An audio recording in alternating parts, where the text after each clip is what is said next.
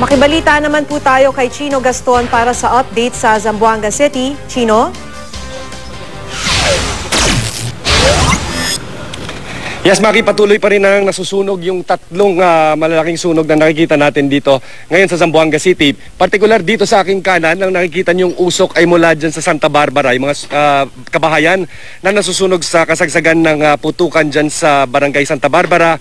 At sa kaliwa naman ay yung malaking usok na nakita ay actually dalawang sunog ito. Sunog sa Rio Hondo at sunog din sa Marikina. Kanina lamang sa kasagsagan ng putukan at hanggang sa ngayon ay patuloy pa rin ang putukan sa pagitan ng MNLF at ng mga sundalo ay pumasok yung dalawang fire truck ng Zamboanga BFP sa gitna ng banta ng sniper fire at pagpatak ng mga mortar ay pinasok pa rin ng mga magigiting nating bumbero. Bagamat pagdating nila doon sa Marikina ay hindi kaagad sila naapula ang apoy o hindi sila kaagad nakaresponde sa pag-apula ng apoy dahil kinailangan pang i-clear yung lugar dahil sinasabing may mga MNLF snipers pa sa loob ng komunidad. Kasalukuyang babalik tayo doon maya-maya lamang at kasalukuyang sinusubukan ng mga tauhan ng Philippine National Police na i-clear yung lugar para makapasok na eto mga bombero natin mula sa Zamboanga BFP. At yan ang latest mula rito sa Zamboanga City. Balik sa iyo, Maki. Chino, pwede bang magtanong pa? Okay, so Chino, sa ngayon, dahil kahapon pa nyo binabalita yung sunog in the same barangay. Sa ngayon, ang nakita ko sa report mo, dalawang sunog in the same barangay. Yes. So, alam nyo na ba kung gaano nakalawak yung damage in that barangay in terms of properties? Bakorek ko lang, Maki, yung Marikina at Rio Hondo, dalawang sunog sa magkaibang barangay. Tapos yung dito naman sa Santa Barbara sa aking kanan. Sa ngayon makikita natin yung Santa Barbara hindi natin napasok pero yung Marikina at Rio Hondo medyo malaki na talaga yung mga bilang ng mga bahay na apektado dito. At yun na nga dahil nga sa banta ng sniper fire at pagpatak ng mga mortar mula dito sa nagpapalitang putok na MNLF at mga tropa ng gobyerno ay hindi agad-agad makapasok yung mga bombero. Sa katunayan dito sa aming tabi ay may naka-standby pa na mga tauhan ng BFP Zamboanga at mga volunteers na gustong pumasok pero nag-aalangan pa at tinatansya pa ang sitwasyon kung clear na nga ba silang makapasok at ligtas na rin ang kanilang buhay kung sila'y tutuloy para apulahin ang sunog. So sa ngayon, Chino, tama ba yung assessment na kung nasaan nangyayari yung sunog, kung saan din nagkukuta itong MNLF faction and it's part of the area that's being contained by the military? Yes, tama ka dyan, Maki, kasi yung mga reports mula sa lugar na kasalukuyang nasusunog ay meron daw munang matinding palitan ng putok bago nagsimula yung sunog. Yung Marikina medyo dulo na ito, no? Itong one of the last coastal barangays ng Zamboanga dito sa area malapit sa City Hall. Pero may sinasabi silang may mga tauhan pa rin o may mga snipers pa rin ng MNLF sa loob. Kung kaya't sinasabi na rin ng mga residente na hindi malayo na nagmula rin yung sunog dito nga sa hanay ng MNLF. So kanina alam mo, Chino, nakausap namin si Ivan pero yung sunog lamang sa Santa Barbara yung nakikita from the live video feed. Ikaw, yes.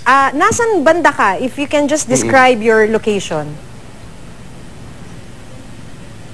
Yes. Medyo nasa baba ako ng Santa Barbara kasi Santa Barbara medyo malapit sa city center. Ang the next barangay sa baba ng Santa Barbara ay ito na yung Rio Hondo at ang kalapit na Marikina. Yung Rio Hondo coastal area na. So mula dito na meron tayong medyo malawak yung angle ng pagtingin natin dito sa city. Yung sa kanan makikita natin yung Marikina coastal at makikita naman natin dito sa kaliwa yung Santa Barbara at yung Santa Catalina. Kaya kung may sunog man dyan, tanaw na tanaw mula dito. Maki. Okay. Pero sa ngayon ba, Chino, dahil nabanggit mo, coastal, this is Zamboanga City. Ang nakikita lang namin kasi so far from the live reports, yung mga kalsada. So, ibig sabihin, nasa downtown, malapit sa downtown. Pero sa likuran nga naman yan, karagatan na. So, ibig sabihin, may naval blockade din ba dun sa mga barangay na yon?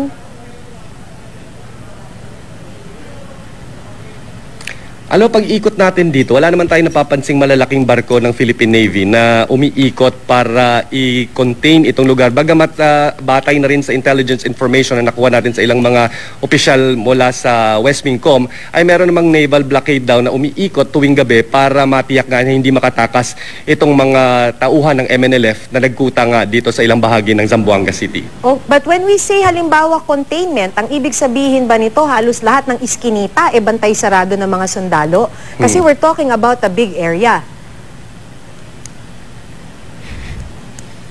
Yes. Ano, Maki, yan yung pagkakaintindi natin, no? At medyo may ano pa rin nga, may pagtataka din yung mga ibang media. Maging ako, no, sinasabi ko na kung containment ito, bakit nagkakaroon ng putukan, lalo na may mga hostages na dala itong mga MNLF. At ang patuloy na sinasabi ng mga militar sa lugar ay containment ito at hindi lulusubin dahil wala pang go signal or green light para lusubin na ng tuluyan itong mga nagkukutang MNLF. Pero araw-araw sa past 2 days na narito tayo, parang may schedule pagkatapos ng alas 9, magsisimula ang putukan, titigil ng alas 12, tapos pag bandang alas 1 at alas 2, magsisimula ang putukan at usually 1 to 2 p.m. magsisimula rin yung sunog, Maki. Kayo, pag nag-uusap-usap kayo, Chino, tayo mga reporter, pag nag-uusap-usap, ano yung basa ninyo sa ganyang schedule?